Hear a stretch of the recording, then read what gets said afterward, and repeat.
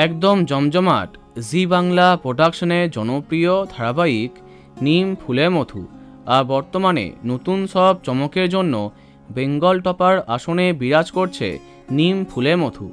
এদিকে একের পর এক চমক আসছে গল্পে। পর্ণার মা হবার ট্র্যাক আসতে একটু দেরি, তার মধ্যে অয়নের লুকোনো টাকা বুদ্ধির জোরে উদ্ধার করে পর্ণা।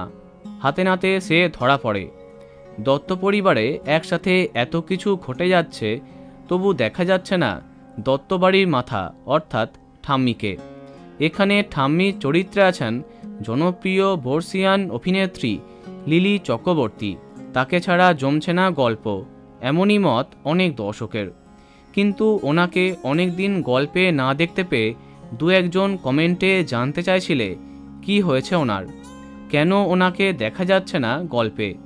এই বিষয়ে খোঁজ নেওয়া হলে তেমন কিছু সামনে আসেনি, তবে শোনা গেছে কদিন আগে শরীরটা একটু খারাপ ছিল ওনার।